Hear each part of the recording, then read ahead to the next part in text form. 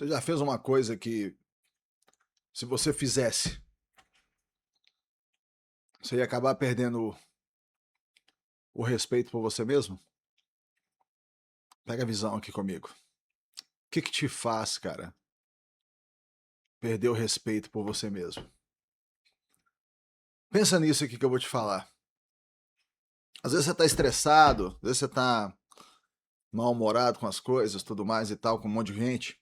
Às vezes você briga, estoura, acontece um monte de coisa. Não é porque você é desse jeito. Não é porque sua vida tá ruim. Às vezes pode ser por suas próprias atitudes em outras situações. E aí aquilo pega e vai para um outro lado. Quer ver? Deixa eu contar uma situação para vocês aqui rapidão. Eu sou divorciado, já tem alguns anos, minhas filhas ficam comigo um bom pedaço do tempo total. Digamos que elas ficam 60% do tempo. Beleza. Tava namorando com uma moça e ela tinha ciúme das filhas. Achava que eu ficava tempo demais. E aí, teve uma situação que aconteceu que é uma situação boba, mas ela serve como exemplo para isso aqui que eu vou falar. Pega a visão. A situação que aconteceu foi o seguinte: as meninas pediram para ficar comigo num dia que não era para elas ficarem. Ia rolar uma festa, ia rolar uma coisa com a mãe, sabe? E elas não queriam ir. Ia rolar uma festa dos parentes que elas não gostavam de ir naquele lugar, numa roça, trem assim. E elas pegaram e não queriam ir, pediram para ficar comigo. E eu falei, ótimo, claro. Porém, na hora que eu falei, eu já sabia que a namorada não iria gostar, entendeu? No primeiro momento, a gente tem a tendência de pensar assim, a pessoa que tá olhando de fora, ela pensa assim, não tô nem aí, cara, se ela não vai gostar, entendeu? Mas a gente tem que analisar com um pouco de mais profundidade, porque o que acontece? É uma pessoa que você tá com ela, é uma pessoa que é importante para você. Você já fica 60% do tempo com as filhas, ou seja, você já tá cumprindo a sua missão ali dentro do que você tem que fazer. Então não é uma coisa assim simples. Você tem que analisar. Por um certo tempo antes de acontecer o fato, eu pensei assim, olha, se eu contar para ela, vai dar BO. Mas você imagina só o que que faria comigo internamente se eu não contasse, saca? Você vê que é uma situação boba, não é uma situação, né? São só, não é o roubo do trem pagador, não é nada disso. É uma coisa do dia a dia. Porém, eu tenho certeza que se eu não contasse para ela, iria dar problema internamente para mim, mesmo que ela nunca descobrisse, saca? Mesmo que ela nunca descobrisse, daria problema. Não tem jeito, cara.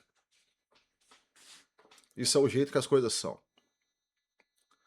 Beleza. E aí, dialoguei internamente com aquele negócio ali por um tempo, uns dias, antes de acontecer o dia que as meninas iriam ficar. Eu peguei e contei, expliquei tudo e tudo mais. Ela não gostou, mas paciência, era o que era. Entende? Naquele momento. Então, o que faz você perder o respeito por você mesmo é você fazer uma coisa que você não acha que é a coisa correta. E como é que você estabelece o que você acha que é correto ou não? Depende, isso aí vai uma discussão profunda. Para mim, por exemplo, nesse quesito, vai lá na questão da existência de Deus ou não, saca? Porque se você considera que existe Deus, existe um, um ser absoluto que decide o que é errado ou certo. Se você considera que não existe, aí os julgamentos são relativos. O que é errado ou certo é apenas uma opinião, um gosto, que é tão válida quanto qualquer outra opinião, qualquer outro gosto de qualquer outra pessoa. Então aí já você entra dentro do relativismo, né? Então já fica diferente a situação. Eu, por exemplo, como eu tenho a crença na existência de Deus, eu acredito que existe sim um ser superior que estabelece o que é certo ou errado, e dentro disso aí estabeleceu que o que era certo era eu contar, e eu também ficar com as filhas. Então, se você faz alguma coisa que te faz perder o respeito por você mesmo, às vezes você tá estressado com um monte de coisa, tá estourando com os outros, sabe o que eu tô querendo dizer? Você tá estressadinho, estourando com os outros, dando piti, esse tipo de coisa assim. Às vezes é porque você tá fazendo um trem desse, cara.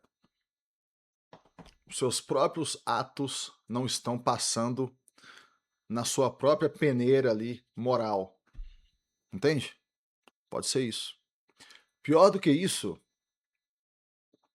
é se vira um comportamento recorrente. Aí é pior ainda.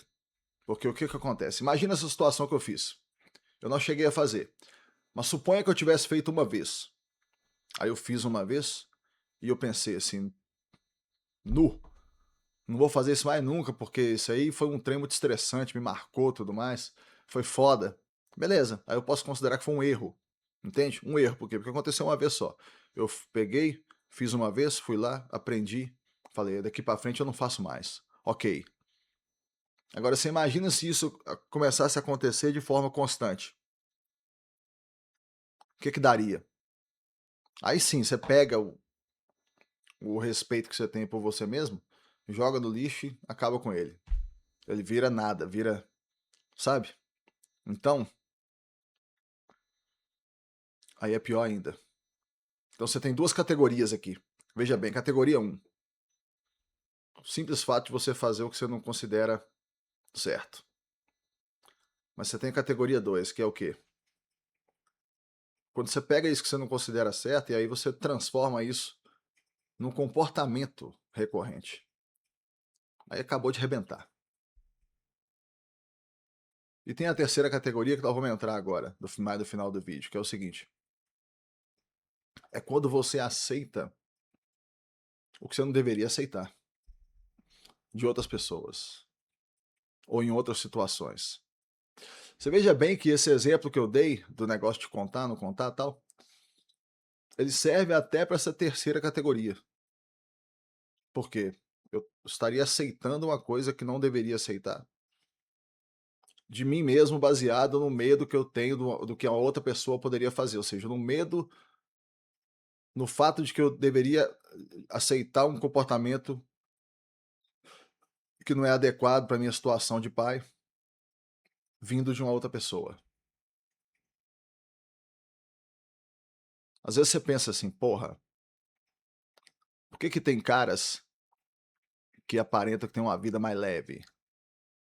Tem uma vida mais assim, tranquila, uma vida mais assim, que parece que o cara não tá estressado.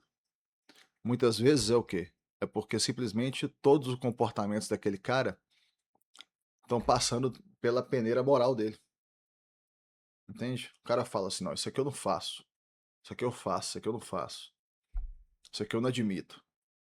Vamos criar uma situação aqui fictícia. Você acha que você viu um dinheiro na rua.